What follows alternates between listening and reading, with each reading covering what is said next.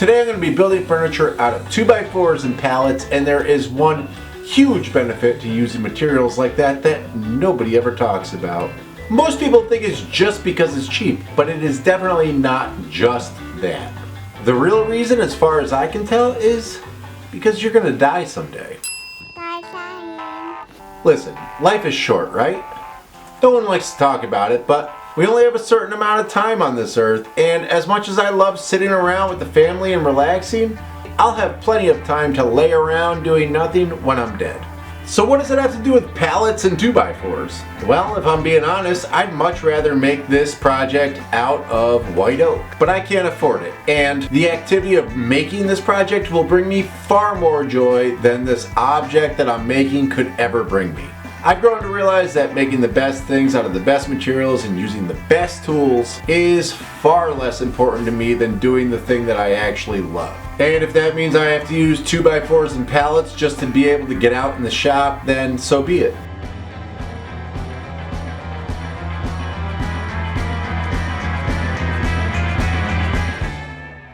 Now let's get to work, and I'll show you how I made this thing and why when things don't go to plan, it might actually be good.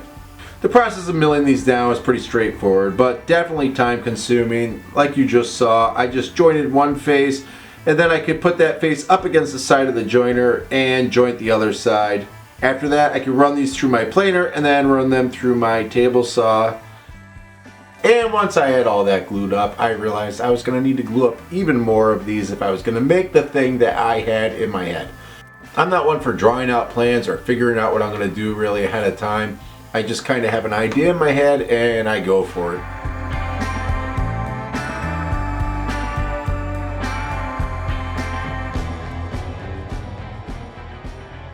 So I glued up all these panels, and then it was time to give everything a sand using my angle grinder. As you can see, the angle grinder is a fast way to remove a ton of material and help me get this all nice and flat.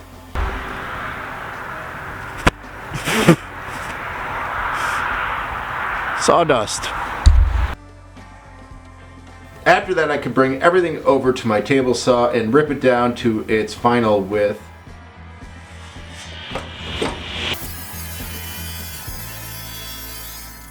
Once I had my final width, I brought everything over to my miter saw and cut it to length, as you can see. I had this leftover piece of 3/4 inch plywood that I figured I could use as the shelves for this. I thought about gluing up more 2x4s, but I decided that the 3/4 inch plywood would give me enough room and work better for sliding in the VCR and all the other things. Once I had this wood cut to its final width, I could bring it over to my miter saw and start cutting everything to length.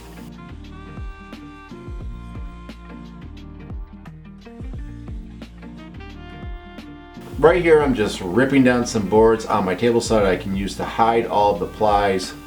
There's a few projects I've done in the past where I don't mind showing the exposed plies, but for the most part I like it to look like a solid piece of wood, and to me ripping down some wood that matches the plywood works better than using the iron-on stuff that you can get from your local home goods store.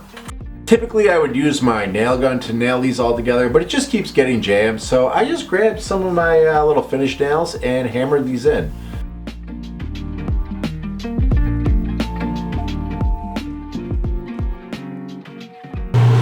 What's 23.5 divided by 2? 11 3/4? Once I figured out that math, it was time to start making some cuts. If you can't tell what I did there, I lined up all of the boards I'm going to be using in the length of this entire TV stand, and then I could take a measurement of what was left. Once I had that measurement, I could split that in half, and then I know how big of shelves I'm going to need on either end of this. This was much easier for me than measuring all of the individual pieces and then doing the math. I hope that makes sense. Once I had all my plywood pieces cut to the right size, I could go ahead and start pre-drilling all of my holes. I measured, and then I could take a piece of plywood and draw a line on the other side to figure out exactly where the center of each piece of plywood was, and then I could pre-drill all of my holes Once I had my first line of holes drilled, I could line the two boards up and use my first board as a reference to start pre-drilling my second board.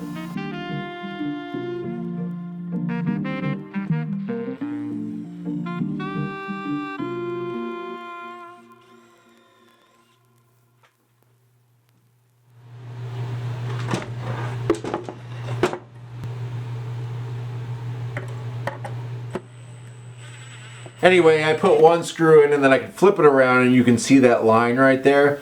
I lined the board up with that line. I can flip it back over and throw some more screws in.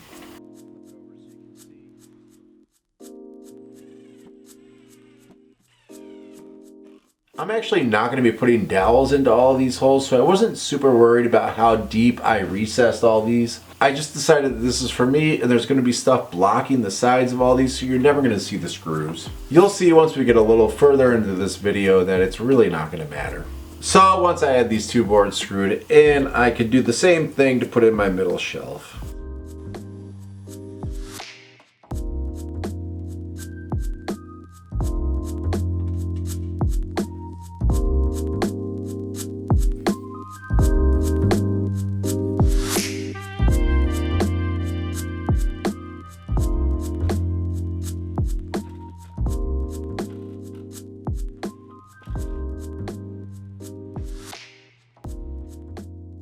And there you go, you can kind of see what I'm going for right there. I needed to put in one more shelf, but you get the idea.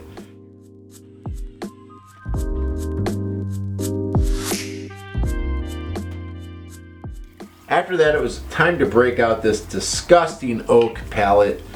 You get the idea. I broke it down, I took out all the nails. That little thing right there is called the air locker. It's a great little tool you can use to shoot nails out of your pallets so you don't have to spend a ton of time trying to remove your nails. And just like before, I did the same exact thing that I did with the 2x4s. I ran them through my joiner and then stood them up, ran them through my joiner again, and then I could run them through my planer and rip them into strips though on my table saw.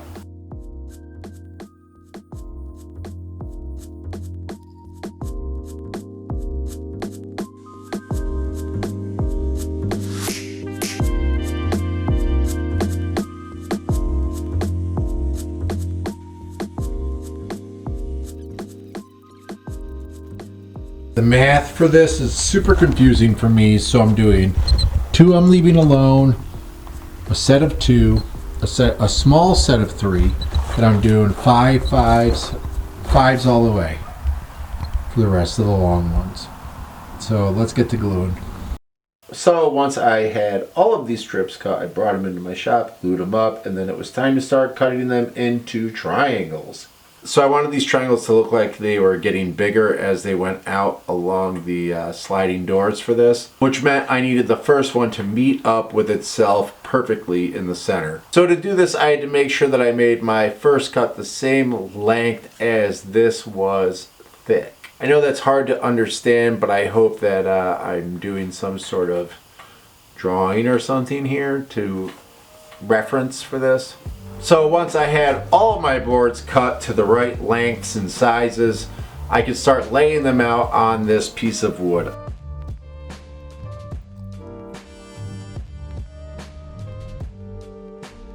Alright, so I started gluing all these together so I could create the final cabinet doors. While that was drying, I went back into the shop and laid everything out and started taking some measurements so I could create some slots for these drawers to slide in. So I'm going to be recessing screws and screwing this whole thing together, but I really want all of my screws to line up with one another, and to do that I just decided I would create this simple little jig. I took some measurements and then I could just reference those lines to draw them onto this jig, which will be repeatable down the whole length of the top and the bottom of this piece of furniture. Using the speed square just helps me make sure that everything is perfectly parallel with one another. This is a simple little solution that worked out really well for me.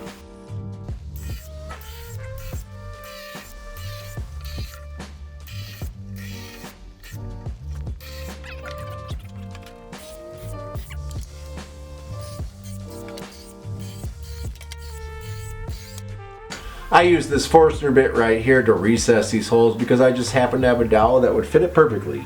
And here I am cutting some slots that those drawers are going to be able to slide into the top and bottom of this TV cabinet. I just make my first pass, then I can slide the table saw fence over by 1/8 of an inch and make another pass until I have removed enough material for these sliding cabinet doors to fit into.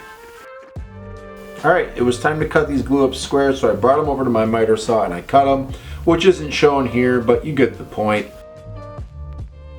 And then I ran these through my planer and started to realize that these were going to fall apart eventually. So I decided it was time to just bite the bullet and glue them to an 1/8 inch piece of plywood. Not exactly what I wanted, but it turns out it doesn't really matter because no one's ever going to be able to tell, and you'll see why in a minute. So once I had it all glued to the 1/8 inch plywood, I used a black paint pen and just went over all of the low spots. It's just something I've always done and I like the way it looks. Alright, so here's what I was talking about earlier when I said things don't go to plan. My original idea for these doors was to make something that slid kind of like this. The back of this board would go into the slot and be able to slide, and then the front of it would frame in these pallet boards. But no matter what I did, it just seemed like the front of these sliding doors was sticking out way too far. So I finally decided that cutting these 3/4 inch squares that would match the exact same width as these doors, and then cutting a slot right down the middle of it that I could put this 1/8 inch plywood into would be the best way to do this.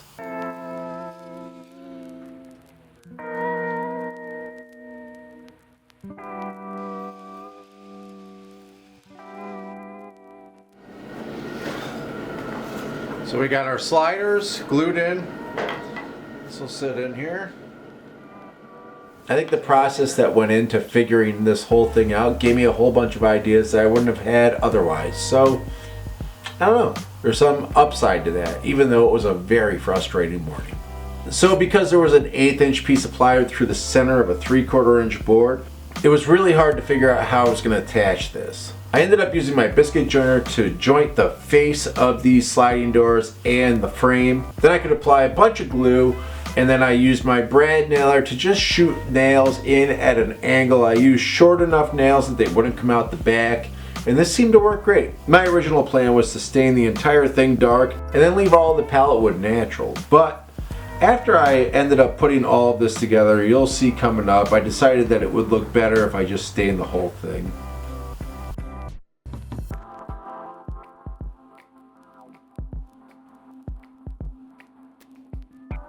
Then I screwed everything together like you can see right there.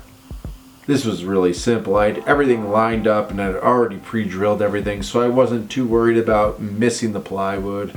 Then I could slide my cabinet doors in like you can see. Then it was time to fill all the holes with dowels. I'm not going to bore you with that. I just used some glue and these big dowels, and there you go. So I applied some stain to it, and then it was time to put these little legs on. I just cut these little tiny pieces of 2x4, give them a quick sand, and I want to put them on like that. And since this is 2x material, I'm going to screw right up into it. I just use a Forstner bit to drill these holes down into this, and then I could put them where I wanted to and throw some screws into the bottom of it. And then because I was disappointed in the way that the stain looked, I decided to put a second coat of stain on the entire thing.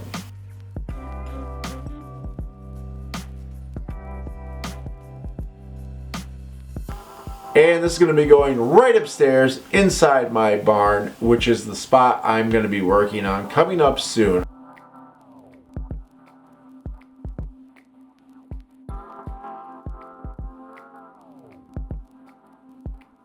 Thank you guys so much for watching, and if you want to see me start redoing that barn, hit subscribe. Thank you again, and I will see you in the next one. Goodbye. Bye. See you again, and have a good dream.